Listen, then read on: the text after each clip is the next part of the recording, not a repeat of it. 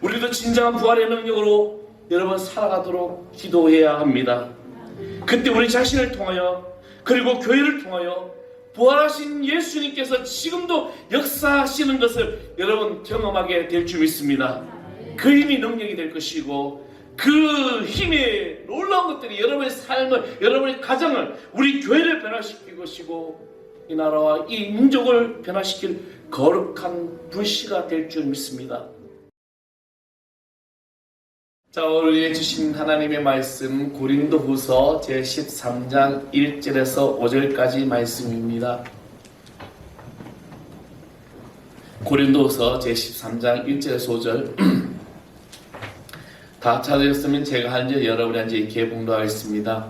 내가 이제 세 번째 너에게 가리니 두세 증인의 입으로 말마다 확정하리라. 두 번째 레미네스 때와 같이 전에 지내진 자는 남은 사람에게 미리 말하노니 내가 다시는 용서하지 아니하리라. 이는 그리스도께서 내 안에 말씀하시는 증거를 너희가 구함이니 그는 너희에게 대하여 약하지 않고 도리어 너희 안에서 강하시니라. 그리스도께서 약하심으로 십자가에 못 박히셨지만 하나님의 능력으로 살아계시니 우리도 그 안에서 양하나 너희에게 대하여 하나님의 능력으로 더 함께 살리라. 다 같이 합니다. 너희는 믿음 안에 있는가? 너희 자신을 시험하고 너희 자신을 확증하라. 예수 그리스도께서 너희 안에 계신 줄을 너희가 스스로 알지 못하느냐? 그렇지 않으면 너희는 버림받은 자니라. 아멘. 할렐루야. 오늘 주님의 역사가 이 부활의 능력으로 여러분의 모든 삶에 나타나기를 간절히 축원하겠습니다. 어떤 부자 아빠가 있었습니다. 부자 아빠. 우리 부모님 부자면 얼마나 좋을 거죠. 부자 아빠인데 그에게 아들이 7살 난 아들이 있었는데 근데 이 부자 아빠한테 가난하게 사는 시골에 친구가 있었어요. 그래서 이 부자 아빠는 이제 어깨 힘을 딱 주면서 그 아들을 7살짜리 아들을 가난한 그 친구의 집에서 이틀 동안 머물겠습니다. 그 집은 마룻바닥이고 자기 집은 최고 카펫이 깔려 있고 그죠? 뭐 이런 것도 뭐 자랑할 게 너무 많았기 때문에 또 그 집엔 TV도 없고 우리는 TV도 있고 그래서 뭔가 자기 어떤 그런 것을 자랑하기 위해서 이 아들을 그 집에 보냅니다. 내가 얼마나 부자인지, 이 아빠가 얼마나 부자인지. 그래서 참 이제 그렇게 보내놓아서 이틀이 지나서 이제 이 아빠가 아들에게 잔뜩 기대하면서 이제 묻습니다. 아들이 아빠에게 하는 말이 있습니다. 너 거기서 어떻게 지냈니? 아빠 되게 부자지? 그러니까 이 아들이 아빠, 우리 집은 강아지 한 마리밖에 없는데 그 집은 강아지가 4마리나 있더라고. 우리 집은 뒷마당에 수영장이 있는데 그 집은 뒷마당에 사시사철 흐르는 시냇가가 있어서 우리 집은 방마다 TV를 보면 각자 방으로 흩어졌는데 근데 그 집은 저녁마다 온 가족이 모여서 이야기하며 즐거운 시간을 보내는 행복한 모습을 보았다면서. 그래서 이 아들이 우리 집이 얼마나 가난한지 깨달았다고 합니다. 사랑하는 성도 여러분, 지금 이 부활의 주님을 만나야 하는 이 순간에 여러분 행복하며 감사하십니까? 여기 없는 게 묘. 행복하지가 않으세요? 진짜 행복하지가 않는가 보네. 행복해요. 감사하지 않으십니까? 감사하죠. 오늘 이 자리에 나와 예배하는 게 우리는 감사합니다. 우리는 내가 정말 많은 것을 가져야 행복한 것이 아니라 누구와 함께 하는가에 따라서 행복이 달라지는 것입니다. 우리는 주님과 함께함에 내가 가진 것이 없어도 내가 성공하지 않은 것 같아도 우리는 행복합니다. 앞뒤어서 인사합니다. 나는 행복합니다.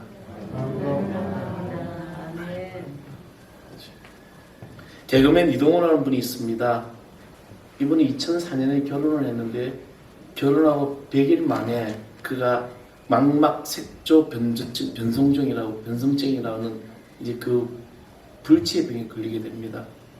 그래서 그는 2010년에 이제 완전히 시력을 잃게 되었는데, 근데 그 사연을 들은 천안에 사는 40대 한 남성이 자신의 눈을 기증하겠다고 의사를 밝혔다는 것이죠. 그래서 기쁜 마음으로 한 걸음에 달려갔지만 이 이동우 씨는 기증을 받지 않고 돌아왔습니다. 사람들이 물었습니다. 왜 그냥 돌아왔어요? 자신은 이렇게 이야기합니다. 이미 내가 받은 거나 마찬가지입니다. 그분은 저에게 세상이 보는 눈을 주셨기 때문입니다. 눈을 기증하겠다고 했던 그 남자는 근육병의 환자였는데 사지를 전혀 못 쓰고 오직 성한 곳이 눈밖에 없는데, 그런데 그가 눈까지 줬다는 것이죠. 나는 하나를 잃고 나머지 9을 가지고 있는 사람인데 그분은 오직 하나 남은 것마저 주려고 했습니다. 어떻게 내가 그걸 달라고 할 수 있겠습니까? 그래서 이동호 씨는 지금 실명인데 자신의 소원이 있다면 자신의 딸을 5분만이라도 보았으면 좋겠다라고 얘기했습니다. 자, 오늘은 부활절입니다. 부활의 주님은 자신의 이 전 존재를 우리에게 주셨습니다. 죄인된 우리를, 죽을 수밖에 없는 우리를 구원하시기 위하여 십자가의 고난을 받으시고 최후 승리하셨습니다. 이것이 바로 십자가의 능력이요 부활의 능력입니다. 이것이 오늘날을 살아가는 성도들의 힘인 것입니다. 내가 어떤 권세를 가지고 내가 뭐 돈을 많이 벌어서 내가 좀 건강해서 힘을 가지는 것이 아니라 성도는 바로 예수 그리스도와 함께하고 부활의 이 능력이 나의 삶에 있는 것 자체가 바로 힘이라는 것입니다. 초대교회는 성탄절에 절기가 없었습니다. 절기라고는 부활절밖에 없었습니다. 그래서 초대교회는 매 주일마다 예수님의 부활을 기념하며, 그래서 안식 후 첫날 이 부활하신 날에 정기적으로 모임을 가지고 성찬하고 떡을 떼고 포도주를 나누고 함께 교제하고 친교하며, 이것이 바로 오늘의 주일이 된 것입니다. 그래서 그리스도인들은 우리는 일요일이라고 그러지 아니하고 주일이라고 한 이유가 바로 이겁니다. 예수 믿는 사람이라는 말은 부활의 바로 증인이라는 말입니다. 왜 우리가 이렇게 부활절을 기뻐합니까? 예수님의 부활은 곧 예수님이 하나님이시며 진정한 우리의 구원주시라는 결정적인 증거가 있기 때문입니다. 예수님을 부활은, 예수를 믿는 것은 다른 종교를 믿는 것과 다르다는 이 결정적인 이유가 바로 여기 있는 것입니다. 우리에게 성탄절이 있는 것처럼 불교에는 석탄절이 있습니다. 4월 첫팔이라고 그러죠. 그러나 불교에는 부활절이 없습니다. 오래전에 한 신문에 사진 2장이 게재된 적이 있습니다. 그 사진은 이제 석가모니의 이빨 3개 중에 하나가 태국에서 타이완, 즉 대만으로 이제 옮겨지는 그런 장면인데, 이 사진에는 이빨을 온 정성을 다하여 경건하게 받들고 가는 그런 성녀와, 그리고 길 옆에 머리를 땅에 대고 엎드려 경배하는 사람들이 찍혀 있었습니다. 왜 불교는 부활을 말하지 못합니까? 왜 마호메트는 부활을 말할 수가 없습니까? 석가나 마호메트는 이 두 사람은 인간이기 때문에 부활하지 못했다는 것입니다. 그러나 예수님은 하나님이시기 때문에, 하나님이시고 죽은 자 가운데 다시 살아나셨기 때문에 우리 기독교는 부활이 있는 겁니다. 그래서 예수님의 부활은 단순한 교리가 아닙니다. 예수님에 대한 이 부활의 증거가, 결정적인 증거가 너무나도 많이 나와 있다는 것이죠. 첫 번째는 빈 무덤입니다. 예수님이 부활하시고 난 다음에 그 무덤이 비어 있었어요. 그래서 유대 제사장들은 예수의 제자들이 훔치 갔다고 이야기하라고 지키는 군병들에게 돈을 주고 부탁을 하는, 명령한 거죠. 여러분, 이 무덤이 시신이 없다는 것은, 만약에 시신이 있었다면 그 당시에 유대교와 로마 교회들이, 로마에 있는 그런 어떤 군사들이나 병정들이 교회를 핍박할 이유가 전혀 없다는 것이죠. 빈 무덤입니다. 또 하나는 사도들의 변화입니다. 예수님의 부활이 조작되었다면 제자들은 순교하지 않을 것입니다. 자기 눈으로 직접 목격했고 보았기 때문에 그들은 순교할 수밖에 없고, 순교해도 그들에게 능력이 나타났던 것입니다. 세 번째로는 초대교회의 부흥입니다. 유대교와 헬라의 어떤 철학과 로마 권력을 이긴 힘이 어디에서 나올 수 있습니까? 또 네 번째로는 너무나도 많은 정인들이 많았다는 것입니다. 고린도후서 15장 6절의 말씀에 보면 이렇게 말씀하고 있습니다. 그 후에 500여 형제에게 일시에 보이셨나니 그 중에 지금까지 대다수는 살아있고 어떤 사람은 잠들었으며, 이렇게 말합니다. 500여 사람에게 보였다는 것이요, 동시에 보였다는 겁니다. 일시에.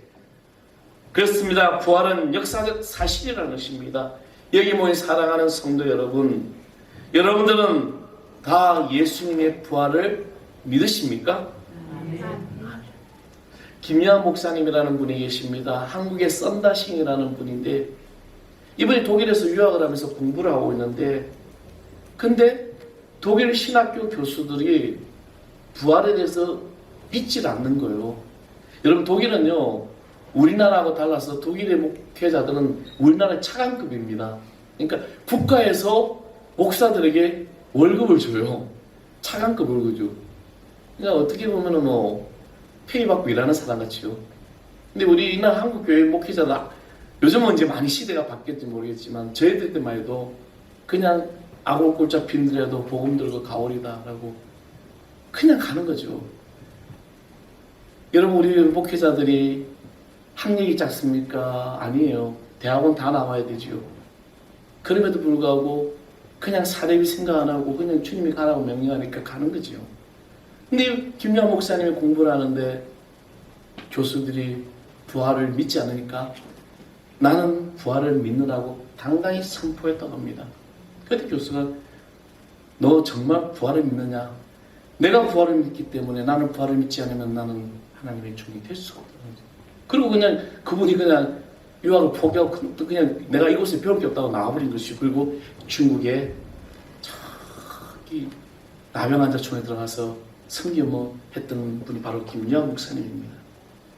그러나 예수님의 부활을 믿는 사람 중에 참 부활 신앙을 가진 자가 있고 거짓 부활 신앙을 가진 자들이 있습니다. 그것은 부활의 능력이 있느냐 없느냐에 따라서 달라지는 것이죠. 고린도 교회는 문제가 있고 교인들이 많았습니다. 그들도 예수님을 믿는다고 하면서 성경도 잘 읽는다고 하면서 했지만, 사도 바울은 나중에 고린도 교회를 방문하여 1절에 두세 증인의 입으로 날마다 확증한다라고 했습니다. 말을 듣겠다는 것이 아니라 그 삶의 증거를 보여주겠다는 겁니다. 부활을 믿는다면 부활의 능력도 함께 있어야 바로 참 믿음이라는 것이죠. 그렇다면 부활의 능력이 무엇입니까? 부활의 능력은요, 지금도 살아계신 예수님을 만나는 것입니다. 2000년이 지난 이 순간에도 예수님께서 부활하셨다는 이 말은 예수님도 지금 살아계시고 내 삶의 중심이 되어 계신다는 것을 믿는 것이 바로 부활의 능력인 것입니다. 여러분, 우리가 지구가 둥글다는 것을 깨달았다고 해서 나의 삶이 달라집니까? 지구가 둥그는 거 내가 깨달았어. 그러면서 내 삶이 달라져요? 그것은 지식으로만 오는 진리라는 거죠. 그러나 청년이 사랑하는 연인을 만났을 때 그 청년의 모든 삶은 달라집니다. 고아가 잃어버린 부모를 만났을 때 세상은 변한 것이 없는데 이 사람은 모든 것이 다 변하게 되는 것입니다. 부활하신 예수님과의 만남이 바로 우리의 삶의 전 존재가 변화되는 것이 바로 부활의 능력입니다. 예수님께서는 요한복음 14장 18절에 19절에 이렇게 분명히 약속의 말씀을 하셨습니다. 내가 너희를 고와 같이 내버려 두지 아니하고 너에게로 오리라. 조금 있으면 세상은 나를 다시 보지 못할 것이로되 너희는 나를 보리니 이는 내가 살았고 너희도 살아있겠습니다. 아멘. 내가 살았고 너희도 살아있다는 거예요. 그래서 오늘 본문 3절에 사도 바울은 고린도 교인들에게 이는 그리스도께서 내 안에서 말씀하시는 증거를 너희가 구한다라고 했습니다. 예수님께서는 사도 바울 안에 계시다는 것입니다. 또 5절에서는 사도 바울은 도전합니다. 뭐라고 얘기하냐? 예수 그리스도가 너희 안에 계신 줄 너희가 스스로 알지 못하느냐? 할렐루야. 오늘 주님께서 우리에게 분명하게 동일하게 말씀하셨습니다.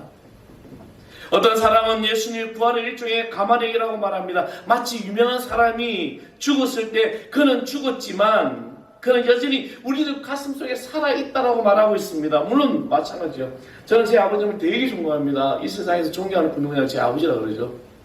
제 아버지가 내 가슴속에 살아있는 것처럼. 그러나 성경에서 말하는 부활은 그런 것이 아닙니다. 예수님께서 부활하셔서 성령으로 지금 우리와 함께 하십니다. 엄청난 증거가 우리에게 있는 것입니다. 우리에게 새 생명을 주셨기 때문에 예수님이 구주심을 믿게 되었고 하나님을 아버지라고 부르게 되지 않았습니까? 그래서 우리 하나님을 아바 아버지라고 부르는 겁니다. 가마력으로 죽었던 자가 다시 살아날 수 있을까요? 우리는 하나님 은혜를 깨닫고 말씀과 기도를 통하여 성령께서 우리를 인도하고 있음을 믿으시기 바랍니다. 자, 여러분 스스로 자신들을 잘 살펴보십시오. 주님께서 여러분 안에 계시고 여러분을 인도하시지 않으십니까? 우리는 믿음을 바로 가져야 합니다. 엠마오로 가던 두 제자가 이제 주님이 돌아가시고 난 다음에 이제 3일 만에 일어난 여러 가지를 보고 나서 이제 막 실망하고 가고 있는 이 두 제자에게 부활의 주님을 만납니다. 오랜 시간을 이야기를 나눴습니다. 말씀을 듣다가 그들의 가슴이 마음이 뜨거워졌다고 고백합니다. 그러나 그들은 그분이 부활하신 예수님인지 전혀 알지 못했습니다. 왜냐하면 예수님께서 부활하셔서 자기들을 만나 주실 것이라는 것을 전혀 믿지도 기대하지도 않았기 때문입니다. 혹시 이런 분이 계십니까? 이제 우리는 눈을 떠야 합니다. 우리는 부활의 예수님을 만나는 길이 또 하나 있습니다. 바로 교회라는 것이죠. 교회는 예수님의 모임입니다. 예수님께서는 마태복음 18장 20절에 친히 약속하시기를 두세 사람이 내 이름으로 모인 것에 나도 그들 중에 있다라고 했습니다. 여기서 두세 사람이라는 것은 바로 교회를 말합니다. 우리가 예수님의 이름으로 모였다면 단지 우리끼리만 모인 것이 아니라 부활하신 예수님이 오늘 이 자리에 여러분과 우리와 함께 하신다는 겁니다.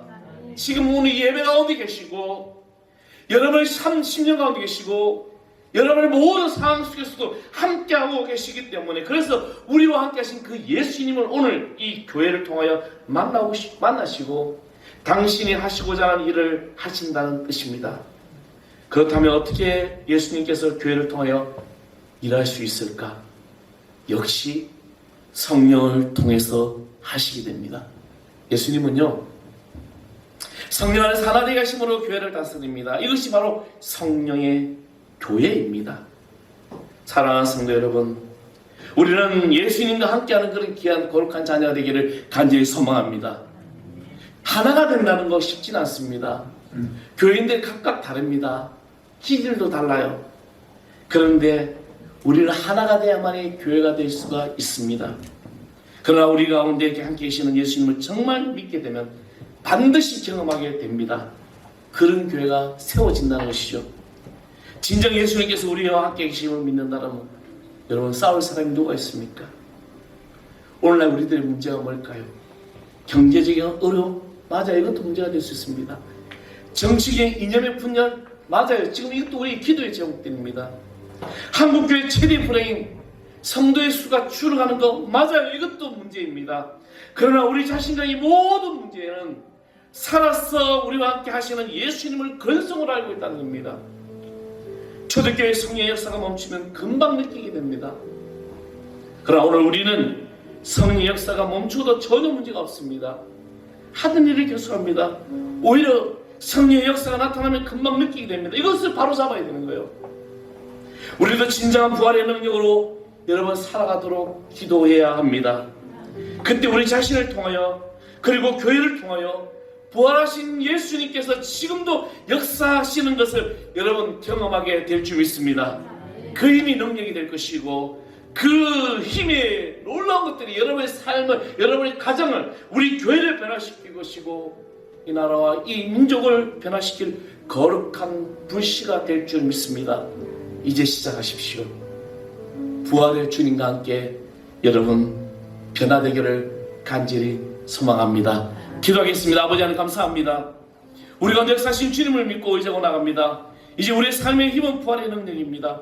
우리가 부활의 증인으로 살아가게 해주시고 부활의 권세로 부활의 능력으로 아버지 저 세상 가운데 아버지 주의 이름으로 승리하는 하나님의 귀한 자녀들 되게 하여 주시옵소서. 오늘 이 시간도 하나님께서 주의 능력으로 나타나고 우리 가운데 역사하여 주옵소서. 일주일 동안 세상에 살면서 부활의 증인의 삶을 살아가면서 그들의 모든 말과 행동 가운데 축복의 통로가 되게 하여 주옵소서. 예수 그리스도의 이름으로 간절히 축복하고 기도합나이다. 아멘.